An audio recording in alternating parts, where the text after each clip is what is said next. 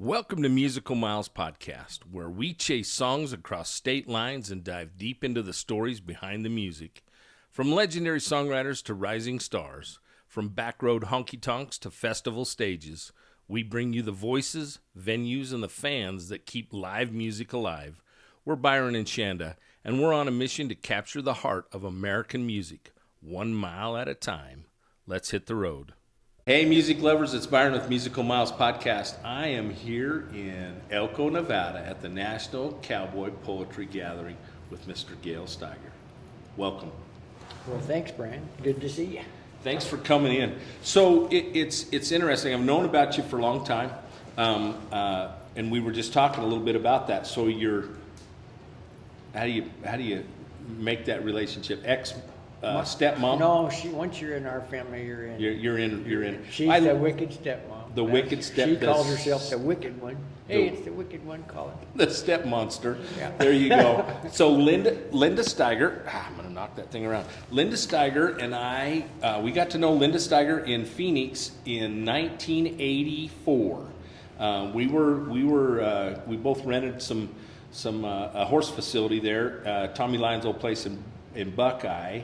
And got to know Linda, and she was just such a peach. She was just so fun to be around, and just loved her. And she had some great stories, but she was married to your dad, Sam Steiger. She was. And Sam we could talk for days just about Sam, and what little bit I know about Sam, but what a character he was. Linda shared some of those stories with us, and I know a little bit about Sam, and I know a little bit about you, and I know a little bit about your history.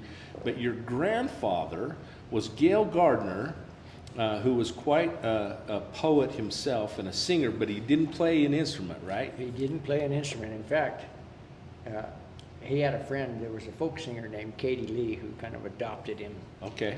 And Katie used to try to accompany him with her guitar. Uh-huh. And he would always stop her. No, Katie. And I figured out it was because he didn't want anybody to know how far off key he was. So that's a pretty good tradition. I've kind of picked up that too. I don't. But for those of our followers that don't know, and those that follow Gail will know, but Gail Gardner penned the tying knots in the Devil's Tail. He did. Which is just an absolutely incredible poem. And I did not know, and of course, obviously, most song lyrics come from poems to begin with. Mm-hmm. But my first exposure with that was Chris Ledoux, and from the late 70s, mid to late 70s, he did a version of it. It's a little different than the original, and then I heard Murphy play it, but he tells the story before he plays it that your grandpa didn't like anybody changing the words to that. He didn't. I think he was real worried that real cowboys would hear that song and think that he was a gunsel if people mixed up the words or if they, sung the wrong words. And that happened a lot. He had a cow pyrography. There was this line about cow pyrography. Pyrography was the art of wood burning, and that got changed. Ian Tyson made that cowboyography or something like that. And, right. So he just, I don't know. He was particular about how it got sung. But the truth is, a song just takes on the life of its own. When a song like that gets around, and it, for all those guys that covered it, Chris Ledoux, Ian, Red, Stiegel did a really good job with it. You got to make it your own. Well, yeah, and you think about this, Gail, because we're here to celebrate the cowboy heritage, right? Those old cowboy songs were never penned anyway. I mean, they went from cow camp, from ranch to ranch, and so verses got changed and added, and things got turned around, and it's like that old game of telephone, right? Yeah. We start the rumor, and then it goes down, and by the time it gets to the end of the building, it's a whole nother story, right? And so, but I love that, and I was never much of a memorizing poems. The only poem I ever really made an effort at memorizing was Baxter's flag poem. I love that. And we were here in 2011 at the gathering, and we were having, and I've told this story today already, but I'm gonna tell it again. We were having dinner. Oh, I told you this last night at Bill Tokey's, and Baxter came in. He waves at me, and I waved back, and I'd only met him once before, and somebody said today, Stamy said, he would have remembered it. He said, Baxter had a great memory. But anyway, he walked over and he leaned down next to me. He said, do you know these folks here? And I said, well, they're nice folks. We've been visiting with them. The only way this is going to work is we slide these tables together and sit down here. And he sat and had dinner with us and told stories and drank wine. And he was a little inebriated by the time we got out of there. But what an evening. What a lot of fun we had. What a cool experience. So we have that memory here at the gathering. But he ate off all our plates. He didn't even order. He sat down and he said, I hope somebody ordered the sweetbreads. And I said, well, this guy here with me, he eats that weird stuff too. So he said, well, you know what that is? And I said, I don't have any idea. He said, that's the thymus gland. Anyway, and then the waitress come by and she said, can I get you something to drink, sir? And he says, yeah, I'd prefer something red and room temperature, he said. And he drank down those crafts of red Basque wine all night long. Yeah, he could suck them down. We had a real memorable dinner with him too. I can't remember what year it was. Probably right around in there, maybe 2012 or something. He gathered us up, Amy and I, and he got Andy and Alyssa Hedges too. I can't remember who. There was a couple more people, and he insisted on ordering for the whole table. So he sat us down, and then he ordered for everybody exactly what we were going to eat, and same kind of thing. He got wound up, and we all had a great. He told us where to sit. You see here. He wanted to flirt with all the pretty girls. Oh no, he loved to flirt so with. He's like, you sit over here. Amy, you sit right over here. Alyssa, you sit right over here. So the next day we come to the show. Because that night he says, you guys come to my show tomorrow? And he said, well, there aren't any tickets. He said, but we're working on getting some tickets. And he says, well, I'm not.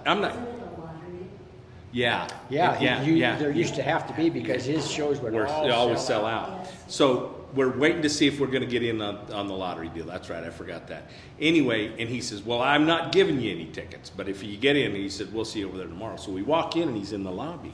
And I go, hey, Baxter, and he looks at me kind of funny, and he looks over at her and he goes, oh, I remember her, he says.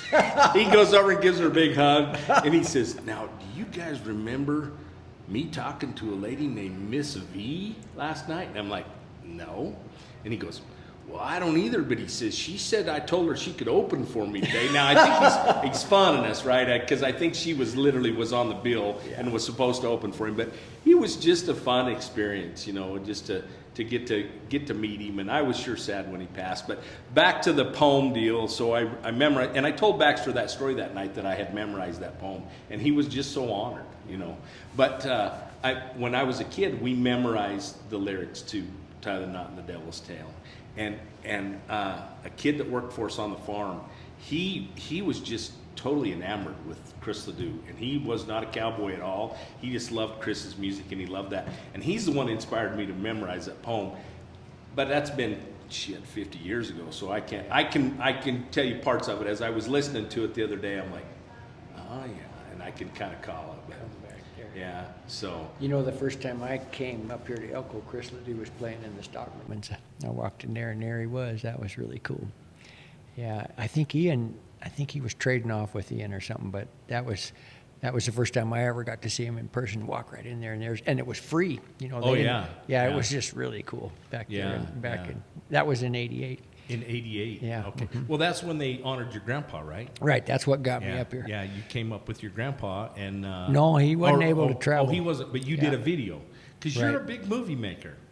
Well, you've been involved. I fell into this. My brother and I fell into it. I was working on the ranch west of Prescott, and I had a friend who was in the video business, and he had kind of a Cowboy Jones, he liked to hang out with cowboys, and he said, hey, let's make a music. He heard some songs I recorded. Hey, let's make a music video out of one of those songs. I'll come up and I'll do it for you for free. Okay. So we did that, and we figured at that time, out of every 5,000 demo tapes, maybe there were only 500 of them that had music videos attached. Right. This was like this was probably 82 or something like that. So we record this video. Well, there really wasn't any place playing country. Yeah, Videos. it was pre MTV was just getting yeah, going, you yeah. know. But it was like, okay, so he cut this nice video of this song. The guy I was working for, the foreman of the ranch, I was at the Cross U then in the Spider, and there was a guy named Bill Murphy who was running those, and he had hired me, and Bill was the star of this video, and you know, the only person I never did ship it around to demo it, we showed it to our boss, the owner of the ranch. And Right. he was like, that's not too bad. You want to do something a little longer. You know, I would like to see something a little more substantial than just a music video. And he gave us this grant. He was also running a big charitable foundation. Right. That was the Margaret Morris Foundation. Right. Okay. And he gave us this grant. He said, you know, run with this and see what you can do. And that's how we got into the movie business. And our friend who had been in the video business, he had been in the video business in Phoenix. He moved to Hollywood and started cutting spots in Hollywood.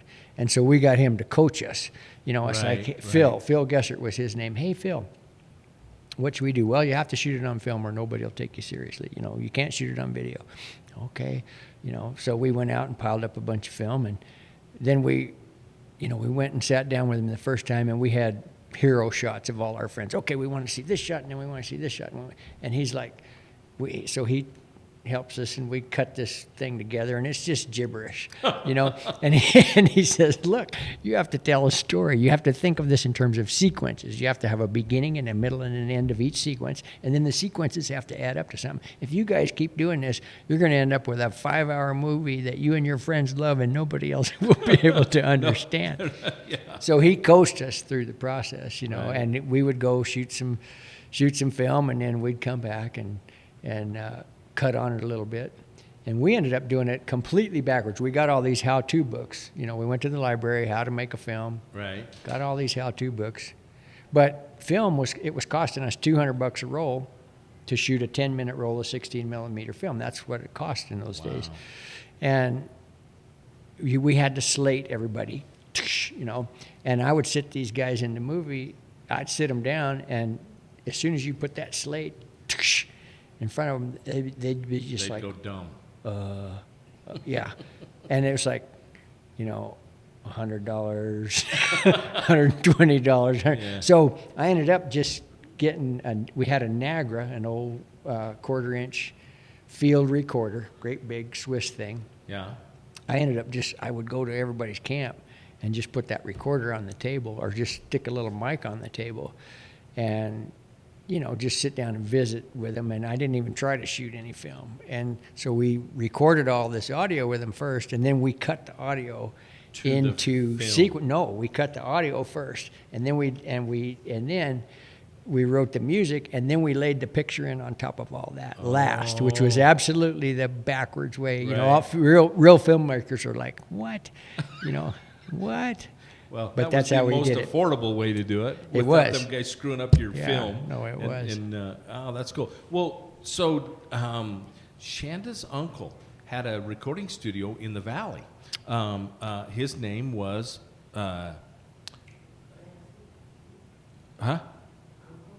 Uncle Floyd. Mary Faye Raymond. Ramsey. Sorry, I can't hear you. We had to get you on a microphone. She's a producer. She won't get in front of the camera. See, she's the one who goes deaf and dumb when the camera's on her. Yeah, I'd like to be on that. Yeah, audio Sure, video AVR. record- Yeah, No, we used to rent stuff from them all the time. Yeah. All the time. Rented lots of cameras from them. Rented lots of decks from them. yeah. That's That Floyd- was the game. They were the biggest rental house in town. That's her Awesome. dad's sister. Well, I've Shanda done grew- business with him. Shanda grew up in Sholo. That's awesome. She was born in Scottsdale and grew up in Sholo. And so she's part of the Reedhead clan. You know Oh the yeah, Reedheads down there? Doy. You bet. Yeah. My mom, Joy was born in the house I grew up in, and his grandfather, his father, Roy, and my grandmother, Lavon, are brother and sister. Well, there you go. It is a small. It is a world. very small world. So you been through Sholo much? No, No? not lately. Well, Never but been to Bill's Bar.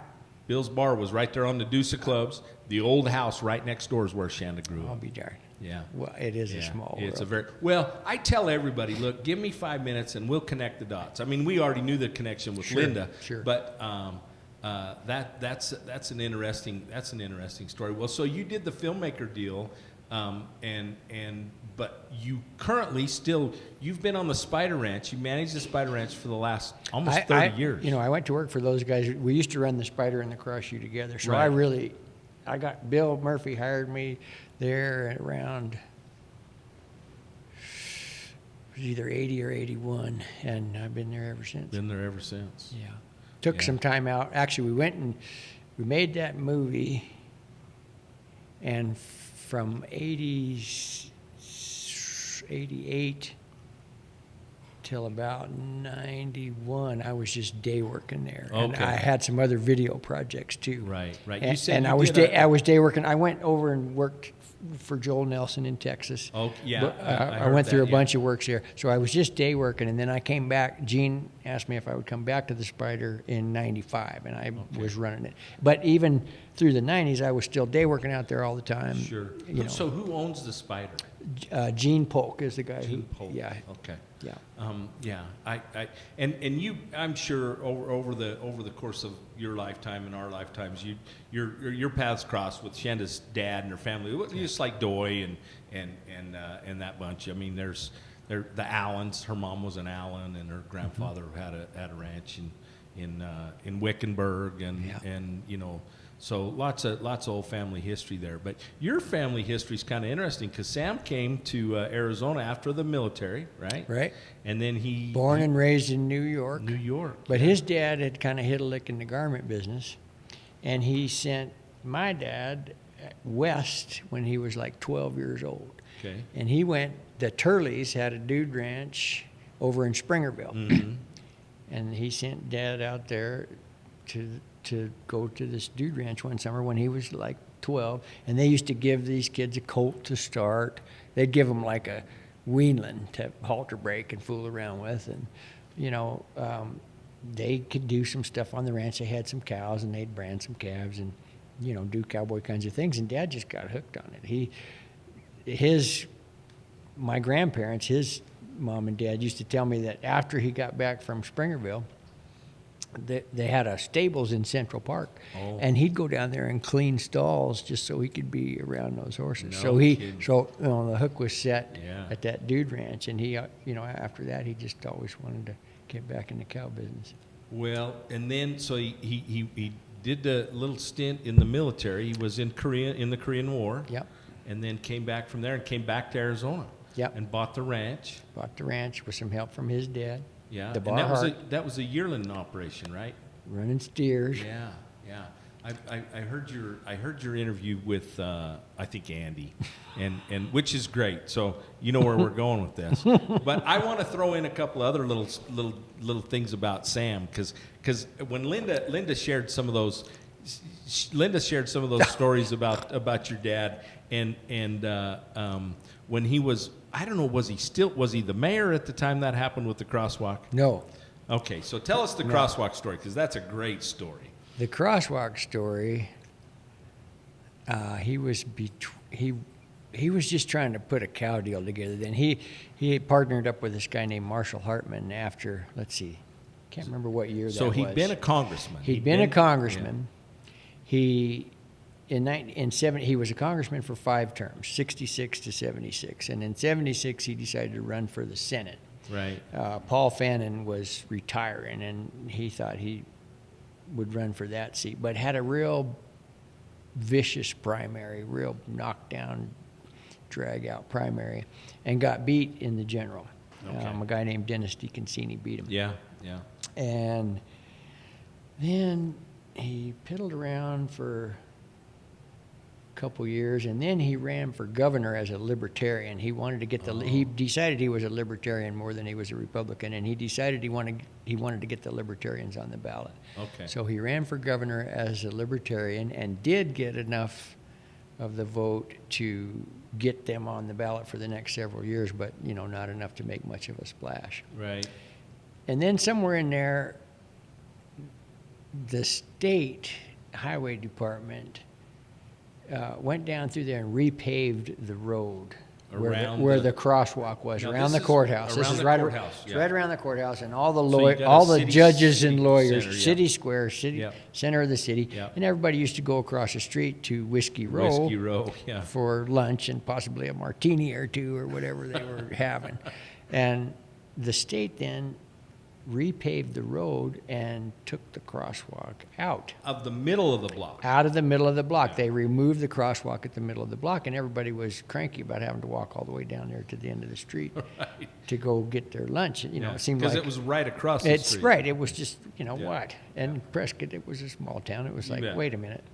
So he and a bunch of his cronies, I guess they were pretty well lubricated. There was a friend who ran the parks department, and so they went down to the baseball field and got the striping machine out of the park down there, Lindley Field, and put the crosswalk back. And somebody called the cops, and he got arrested and charged with vandalism and demanded a jury trial. And the prosecutor, the poor prosecuting it, the county attorney who caught the case, wrote us a real nice letter that we read at Dad's funeral, and he talked about how the case fell to him, and he was just so sorry that he got that because Dad decided he was going to defend himself, and he demanded a jury trial, and he won.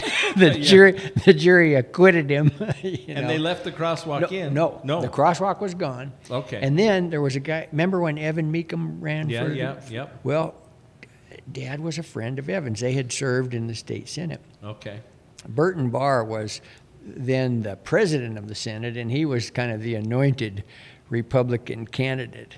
And Evan was, he was just kind of out there in left field. I used to go by Dad's all the time just to see what he was doing, and he would write his column. So I'm sitting at his kitchen table, and he tells me, "Hey, Evan's going to win this thing." I was like, "What? You're crazy." "No, he's going to win." "Get out of here." "Yeah." So Dad was helping Evan, his old friend. He never much liked the real hardcore establishment types anyway. Right. So, son of a gun, Evan does win. Right. And he's announcing his cabinet, as it were, or his state appointments. And he's going to hire Dad. He's going to hire Dad, and he's going to give him 7 state agencies to run, or whatever it was. I can't remember, but several, among which was the Department of Transportation.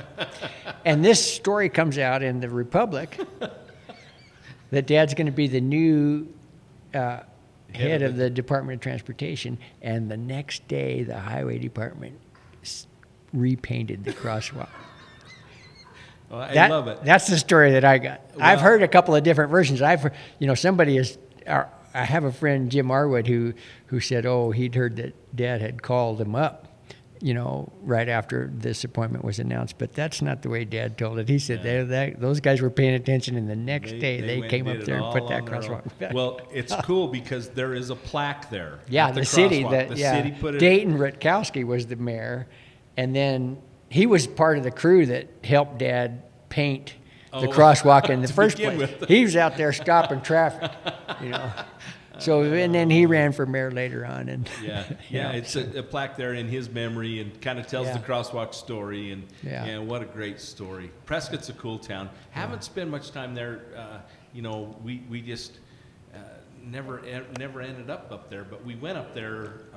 We were there a couple of years ago and made.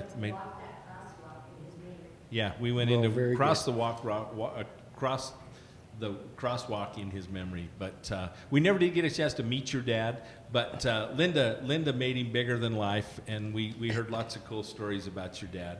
So, but we also listened to the podcast with Andy. Mm-hmm. So let's talk about your little brush with the law. my little brush with the law. Well, that was kind of during. It was about the same time. It wasn't was about the same time, and Dad was trying to buy this ranch out there. Actually, there were 2 brothers that had this ranch out. It was the Matley Ranch, and he was trying to buy that, and he had everything he needed but the money. And I was out of school. I had, gotten a bachelor's, and I had majored in business and economics. And I was out there trying to help him, and I was driving around and around this hayfield, and I'm just doing the math on what we're driving an old farm-all tractor, and we're making however much hay we're making, and it's like, this is never going to make any money. And I thought, well, I know a crop that would make some money. I know how we could do this. I bet you, maybe we could help Dad buy this ranch. So that's kind of what we were thinking. And my brother, when he heard my plans, he jumped in there and, tried to help. But it was an ill-fated venture from the start. So there you go. Well, that's an interesting story. But you know what? To your credit, you admitted to it. Oh, guilty as hell. Owed up to it. Yeah, guilty. Paid the piper, but no, I think that's a great story. But what I loved was the support of the community. That was it. We had been up there where I am right now. Bill, the guy that I told you that hired me, he used to stop by all the time, and we lied to him all summer, and we were thinking, oh wow. I mean, this was front page news, Right. Politicians' sons, big I'll drug bet dealers. Sam was impressed, huh? Oh, he was a little. Yeah, Wasn't your best moment. wasn't our best day. No. Let's say. Yeah. Yeah. Well, yeah, and you said the community really backed you. And of They course, did. We thought most- they were would've going to you run out. it. That's what we thought. We thought, get ready, they're going to run us out of Dodge. And Bill was like, well, guess you boys will be needing a job. And we both of us helped him that fall. Yeah. Yeah, and that was kind of the start of Now, doing that. so your brother Lou is Lou, right? Mm-hmm. He's a twin. Yes. And now, where's he at? Is he still doing the river thing? Yes, he Really? is. Dad took him down the river on a fundraising trip when we were like 14, and he never got out of there. He just really liked it and started going back and working for the company that had taken him the first time. All on the Colorado? Is that where he's? Pretty much. He's Yeah. actually done. I think he's done the snake and the salmon, and he did Oh. a couple of. He got to go to Ethiopia Oh, wow. and I think Guatemala, the Bio. I don't know where he ran the Blue Nile in Ethiopia and Oh, wow. some other river down there in South America. So he did a little bit of traveling around, but most of it has been in the Grand Canyon. And he's driven every kind of boat there is down there. But for the past probably 10 or 15 years, he really likes rowing dories, those wooden boats. Oh, okay. And so there's two companies that run those kind of boats, and that's what he's pretty much stuck to for the last little period of time. Yeah. Well, now you talked a little bit. I'm pretty sure it was you. Listened to a lot of podcasts on the way here, but you talked about the international stuff that the Folklife Center did. Folklife Center has done with you guys, and you've been all over the world. They did the herding deal with Mongolia, and I want to say the year I came, one year I was here, the Mongolia guys were here. That might be. That was, I thought it was 2004, but now I think Charlie, I was talking to him, I think that might have been 2001. The year if you were here in 2011, we brought some people from Hungary here. Yeah. And we flew them into the ranch in Arizona and drove them up here and kind of squared them around. And, that was 2011, I think. But you've gotten to see a lot of the world because of the A lot of the Western world folk because of that. life. Yeah, and I got to do some other trips with the Folklife Center. I got to go to Mongolia and Brazil and Argentina because of I met a gal here named Lorraine Rawls at the Poetry Gathering, and her maiden name was D'Entremont. And she went to France to trail up her ancestors, and she found all these French cowboys, gardiens. Okay. That's and there's a region in the Camargue in the south of France. These guys all raise cattle. They started out raising them for the bullfights that they have. Mm-hmm. They have bloodless bullfights in France. They don't kill the bull. Oh, they don't kill them like in Spain. Yeah, they think that's barbaric. In France, the bulls are the stars, and people will come not for the matador, but they'll come for a particular Kind bull. of like the PBR. Kind of like the PBR. Yeah, no, they think those bulls are too valuable to be killing, so they make them the stars, and they just put a ribbon around each horn, and then they tie a string in between their horns, and there's another ribbon in the middle, and you have to get these ribbons off of these bulls. The razateurs are the guys that are trying to make money out of this deal, and if they can pluck the ribbons in a specific order, then they get prize money for that. And they have it's like a circuit. They have many events through the course of a season, and then they crown a champion every year. And they do it in these kind of Roman era coliseums and stuff. It's neat. So Lorraine hired me to make this film about these French guys. Oh, okay. And so we had already contacted a bunch of ranchers in France, and we plugged them into the Folklife Center. And the Folklife Center took a group over to visit our friends that we'd already made, and then we brought them over here as part of that exchange too. Okay. So that was partly the Folklife Center, but partly we found them, because of another film project. Yeah. But I also got to go because of connections I had made while I was traveling with the Folklife Center. I also got to go to Afghanistan in 2011, and that was a real eye-opener. And I got to go to Turkmenistan and Bulgaria too. Wow. So, and those were all not Folklife sponsored trips, Folklife Center sponsored trips, but trips that came out of my travels with those guys. So I want to say you mentioned Stephanie Davis went with you. Stephanie went with us to Mongolia. So this is Stephanie from Montana. Yeah. Yeah, that lives in Austin, Texas. So we've met Stephanie and interviewed her on the podcast. Stephanie's a great friend. She's a great gal. I had a great interview with her. Shanda didn't get to meet her. She was not with me. I met her at the Livingston Songwriter Festival, and got to interview. Oh, that was just lately. In September, October, last October. Cool. So I interviewed her in October, and then we were going to try and reach out to her when we were in Texas, because she lives in Austin too. Yeah. And we just ran out of time. We just too many things. She's a hoot. She's been a good friend for a long time. She got to open for Garth Brooks, and Garth cut a bunch of her songs. The first song, she tells this story. She says, I was living in a cardboard box in Nashville, and I went to the songwriter showcase, where you play your 3 songs, and there was this little short guy with a baseball hat on backwards throwing darts in the back of the room. And I played some songs, and he came up and introduced himself to me. Hi, I'm Garth Brooks, and I'd like to cut a couple of those songs. And, one of those songs was Wolves. Yeah.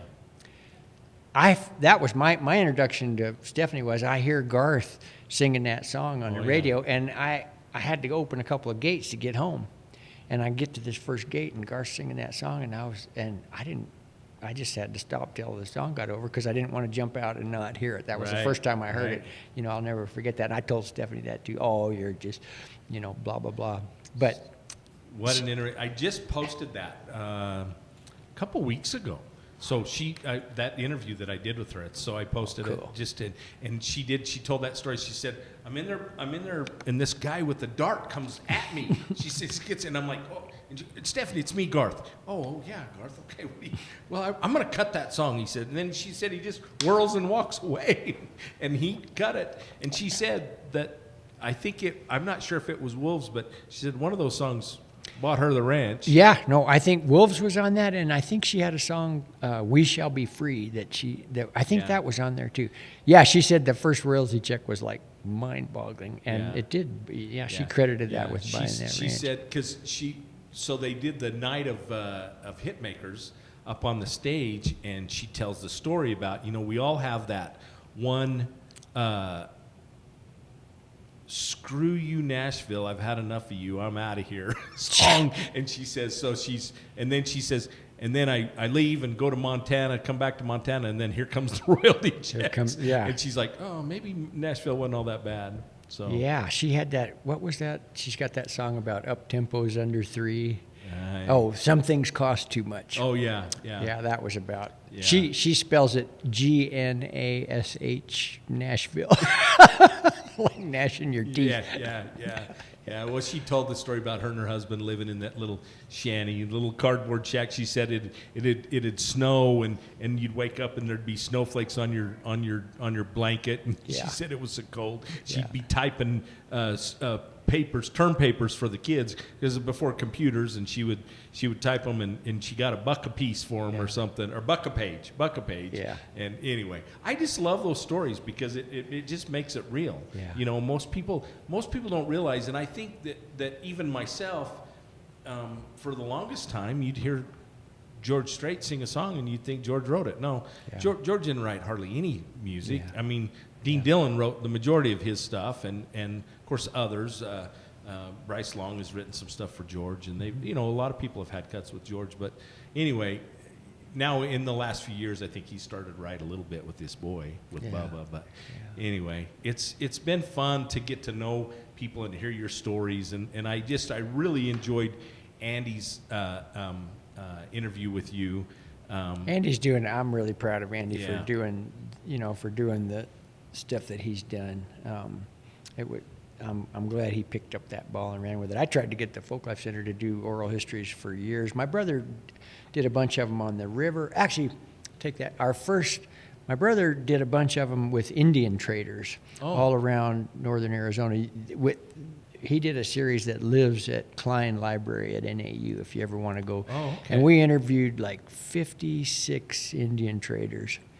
They had a bunch of money. They got a silver ration in World War II to help Indian jewelers continue with their art, and they made a bunch of money off their, they got a break on silver. Right.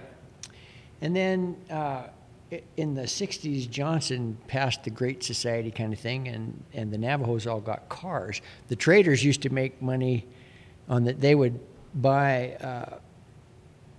wool they would trade for wool in the spring and lambs in the fall, and they would make their money on the difference. Then they would take the wool and the lambs to Albuquerque or Farmington or whatever, and they'd make their money on the difference between the price that they would give the Navajos and the price that they could get in Albuquerque and Farmington. Right. But after the Great Society, the Navajos all got their own cars, and they just go right by the trading post, and they go with their wool and their lambs to Albuquerque or Farmington themselves. So the Indian Traders Association was disbanding. Trading posts were kind of becoming a thing of the past, and they had some money that belonged to the association, and they wanted to invest that in oral histories about what had happened. Cool. And I tell you, when you listen to somebody talk about things that they lived and talk about, what they saw,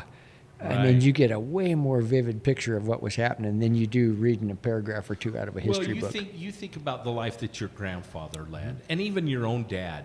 Can you imagine having recordings of, and maybe you have some, of Sam and what he went through as he served in Congress, right? Yeah. And through the election process and some of those things. And because I know he was associated with, was it Don Bowles? He was a friend of Don Friend of Bowles'. Don's. Yeah, they were friends. And when Bowles got killed, he was in the middle of his Senate campaign then, and the other side kind of tried to, implicate him in that. Like Don had something on Dad. That wasn't really the case. They were both. There was a kind of a mob outfit that controlled all the concessions at the racetracks. Right. They were called Emprise, and I think Dad and Don were collaborating on that. Kind of on the story. Yeah, on the story of what's going on there. Your dad was a reporter as well. He wrote a lot of... He did a stint... he worked for the Arizona Republic as a correspondent in Vietnam for 2 years. Yeah. Well, and when that happened, and when Don, because they blew him up in a car, right? Mm-hmm. That happened right around the corner from Shanda's grandma's place. So Shanda's grandmother lived on 7th and Bethany Home. Yeah. And that happened on 16th, wasn't it? Oh, was it? Okay. Yeah, he was supposed to meet somebody. Adamson, John Harvey Adamson was the guy, and he supposedly had some dirt. And the story was that he had dirt on Steiger and Goldwater, and that's why they implicated Dad. Yeah. That's how he got Don Bowles to come to the parking lot, I think.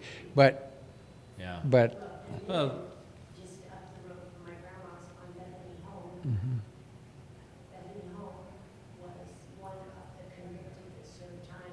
Oh yeah, one of those guys. I knew there was something that was close to your mom's place. there or was grandma's there was a plumber named Jimmy Robeson who was involved. Yeah. Oh, Dunlap, Max Yes, Dunlap. Max Dunlap. Yeah. Yes, Yeah. I remember the name. Right. Yeah.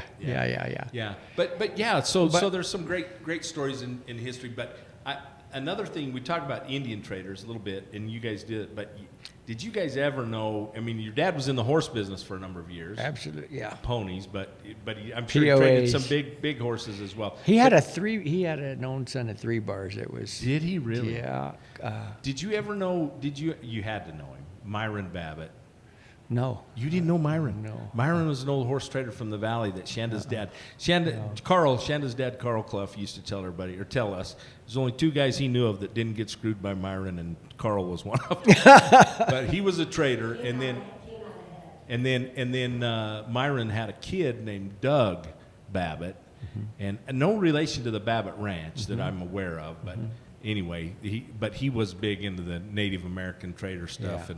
and he died a few years ago. Yeah.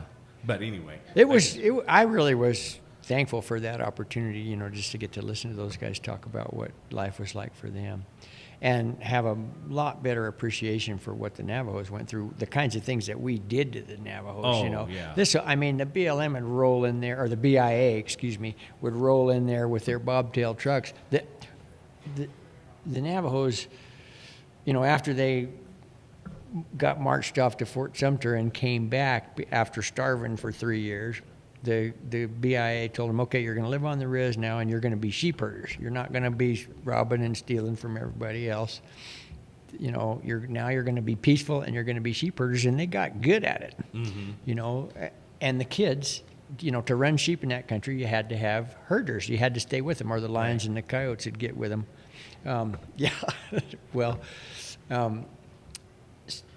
The BIA would roll in there. They forced these kids to go to school, and they would roll in there with their horses. I heard this from Mrs. Wetherill, one of the traders' wives.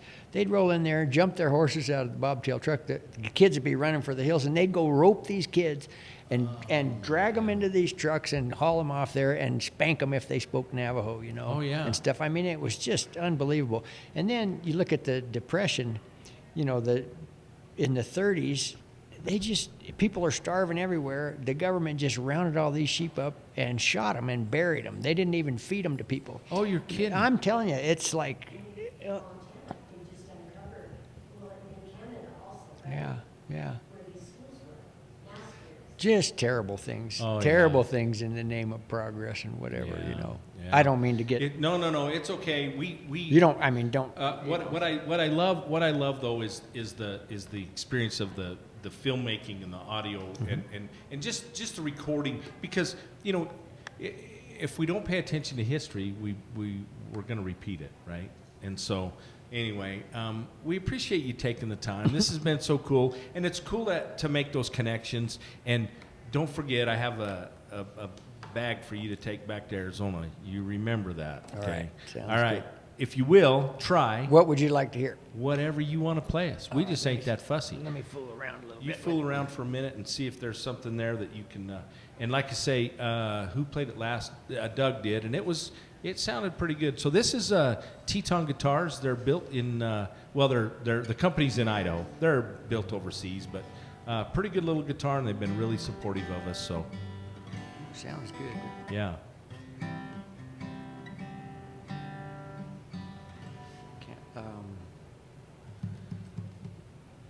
Trying to think of what I ought to do. Oh, let's see. All right, have you run into Wendell Berry? Wendell Berry. Wendell Berry is a guy from Kentucky. He's a Oh. tobacco farmer. No. He's a poet and just a really smart guy. If you want to talk about what's happened in agriculture. Okay. If you want to find out in America, he wrote this book called The Unsettling of America. Okay. What happens when you take the culture out of agriculture? And he talks about, you know, how the USDA got all excited. They had all this nitrogen piled up post-World War II because we had been using them to make bombs, right? And so the USDA decided, hey, this would make great fertilizer. You know, we should encourage people to do that. Before that, people were, you know, just using natural kinds of fertilizer. Yeah, manure. Okay, this nitrogen will really work. You know, you might try it on corn. Well, yeah, it did work on corn. All of a sudden, the yields were exponentially greater. In fact, we had so much corn, we had more than people could eat. And then they came up with the idea that we ought to feed this to cattle. Hallelujah. So that's where we got the concentrated animal feeding from. And basically, the executive summary of Wendell Berry's book is that starting in the tail end of the 40s through the 60s and 70s, we moved millions of small farmers and ranchers off of their small farms and ranches into cities, where the conventional wisdom was that they could get manufacturing jobs and they would be making more money and therefore they would be happier. And, you know, that was a big shift Sure. in America. Sure. And I really appreciate that. And if you're into the cowboy deal, Yeah. you know, take a look at that. Yeah, we need to. Well, and our youngest is, he's actually a graduate of Utah State University with a degree in political science. So Oh, very good. He has a very, very very good knowledge of. Trail up that book, Yeah, The I Unsettling will. of We'll make- America. we'll make sure Mike Gage Beck. gets it. Have you run into Mike? No. He's a Montana singer-songwriter too. Okay. He's up there. Mike Beck turned me on to Wendell Berry. He's Okay. like, I was having some kind of political rant, and he's like, here, read this guy. Yeah. So that's what inspired, reading that book inspired this little song. Okay. And to be honest, I mean, I was thinking too about, you know, I look at my grandparents' experience. I asked Granny, you know, hey, was it rough during the Depression? Oh, no, it wasn't rough. We still had the ranch. We had some cows down there. We had our chickens. You know, we had milk. You know, we didn't suffer too much. We couldn't get gas for the car, but Yeah. we got along just But they fine. didn't need to go anywhere. We got along just fine. Grandpa had a farm. He lived off the land. Grew his food up out of the ground, and his clothes were made by hand.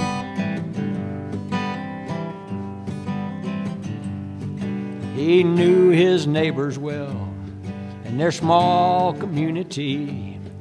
They used to trade with each other for most of life's necessities.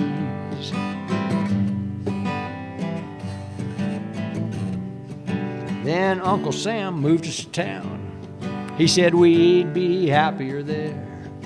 We could make more money, we could buy more stuff. Prosperity beyond compare.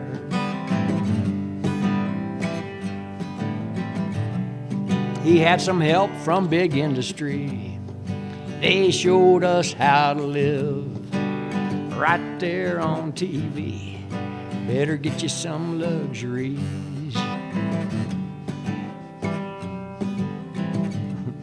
I guess it worked like they said it would. We don't slave in the fields no more. We trust Monsanto to grow our food, and we buy it at the store. Yeah, we all just specialize in the clicking and the clacking around. We buy our happy down at the mall. Ka-ching! That's a pretty sound. And if you make it to the top, man, this is a great country. But I do not see how we can be. But I do not see how we can be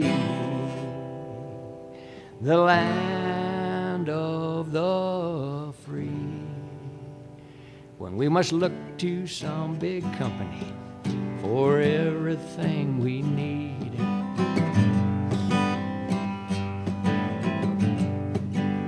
I do not see how we can be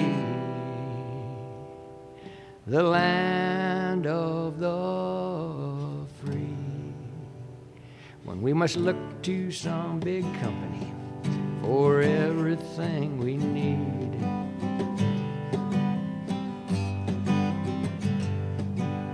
Grandpa had a farm. He lived off the land, grew his food up out of the ground, and his clothes were made by hand. Wow.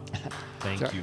No, that's a great song. Sorry about the guitar playing. No. Listen, you told us your fingers got smashed and Well, apologize so, for that. no, You can no, cut no. that if you want. No, we're not cutting nothing. We're raw and gritty here.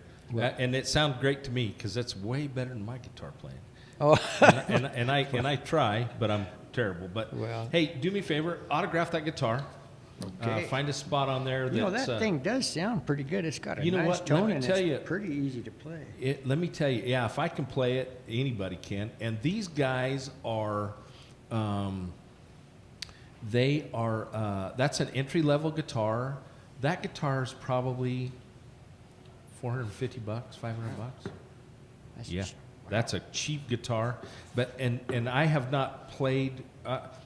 Listen, I like guitars, and I have a couple of Fender guitars that I've had. I have my original Yamaha that my mom bought me when I was in high school, and I've always thought I wanted a Martin, and I've played lots of Martins, and I've played some Gibsons. I've played some Gibsons that I really liked, but I've not found a Martin that I liked as good as these. That really has a nice tone. I inherited a Gibson, like a 50s J45 Gibson from my mom.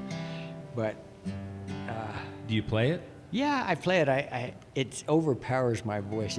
It's booming. It's real loud. I have a hard time singing over the top of it, but I play it. So. We stayed in a hotel in Fort Collins, Colorado, called the Elizabeth, and it's a musically themed hotel, and they have vinyl all over the hotel. You can take them to your room, and they have vinyl players. They have record players in every room, and They're into it. But they also have a glass case full of guitars that they let you take nice. to the room, and I got to take a 1950 J45 Gibson to my room for 3 days. All I had to do was sign it out. Oh, nice. And I said, I'm taking this guitar to my room because I'm never going to get to own one of these.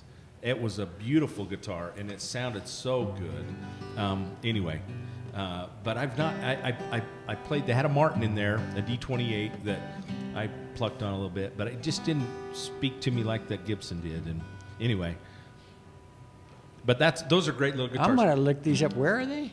They're in Idaho Falls, Idaho. Listen, you have my number. I'll get you in touch with these guys. They're great. They are great, and they're great to work with. And what they love is when I come back after doing interviews and saying, "Hey, Gail Steiger loved that guitar." I do. I'll tell you who else. James Dean Hicks. I don't know if you know him, songwriter from Nashville. James Dean. I don't know him, but you know who he is. He Yeah. had 3 number ones with the Oak Ridge Boys. Yeah. He told me, he said, first 3 songs I gave over the Oak Ridge Boys, they had number ones with them. I said, hell, this songwriting deal's easy. And he said, and then I realized I was about out of songs. But I think he's had 7 number ones. But cool guy, and he played it, and he said, Byron, you need to hook a brother up. They're very good to work with, and we're giving them lots of exposure through this podcast. We're getting thousands of hits every month, and tens of thousands, and they're seeing Teton guitars. So awesome. Anyway, Gail, thank you again. Thank you guys. This has been so fun, and it's been cool to get to know you, and we look forward to it. We're going to be in Arizona. I'm kind of planning on the end of February, first part of March. We need to come to Prescott and go see Linda. Well, when you do, give us a call. And I will. Come out and say howdy. We would love to. We'd love to check out the ranch and see that country because, those chances are not very often. Okay. Okay. Oh. From AVR. Awesome. Yeah. Well, then you got to come see us. Yeah. So anyway, well, hey, Hey, for Musical Miles Podcast, I'm your host, Byron Duff, and we are here with Mr. Gail Steiger. Thank you again, Gail. We will see you somewhere down the road. Adios for now. Adios, Byron. Adios, Shanda. Thank you.